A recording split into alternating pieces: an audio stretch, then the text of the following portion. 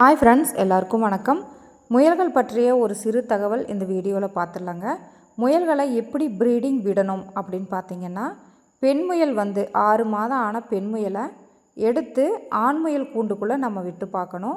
அப்போ ப்ரீடிங் இணை சேர்ந்துடும். ஒரு 10 நிமிஷம் டு அரை மணி நேரம் வரைக்கும் இணை சேர்ந்து கன்ஃபார்ம் ஆயிடுச்சு அப்படின்னா நம்ம அதை எடுத்து திரும்ப பெண் முயல் கூண்டுலேயே விட்டுறணுங்க. இந்த ப்ரீடிங் ஸ்டேஜ் அது எப்போ வரும்னு பார்த்திங்கன்னா, சின்ன குட்டி பிறந்த குட்டியிலிருந்து 6 மாத காலம் ஆகணுங்க ஒரு முயலுக்கு. அதாவது 5 டு 6 மாதம் ஆனால் தான் அது ப்ரீடிங்க்கு ரெடியாக இருக்கும்.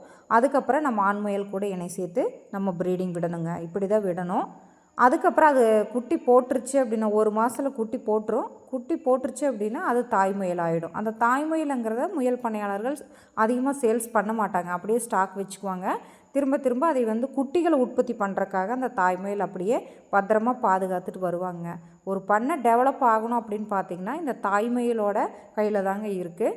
ஸோ இது இனவிருத்தி விட்டு நம்ம அதிலிருந்து குட்டிகளை எடுத்து சேல் பண்ணுறக்காக விற்பனைக்கு இந்த தாய் முயலை கொடுக்கறதில்ல. அந்த மாதிரி தான் முயல் தொழிலில் டெவலப் ஆகணும் அப்படின்னா அந்த தாய் முயலை நம்ம தக்க வச்சுக்கணுங்க. இப்போ பார்த்திங்கன்னா நம்மக்கிட்ட ஒரு 10 முயல் ஒரே நாளில் நம்ம ப்ரீடிங் விட்டுருக்கோம். இதில் எவ்வளோ கன்ஃபார்ம் ஆகிருக்குன்னு நம்மளுக்கு தெரியாது. திரும்ப ஒரு 15 நாள் கழித்து திரும்ப அதே பெண் முயலை ஆண் முயல் கூண்டில் நம்ம இணை சேர்த்து பார்த்தோன்னா அது சம்மதிக்காது. ஆண் முயல் கூட இணை சேராது. அப்போ அது கன்ஃபார்மாக இருக்குதுன்னு சொல்லிவிட்டு நம்ம அதையே எடுத்து அதோட கூண்டிலேயே விட்டுருணுங்க. தேங்க்யூ.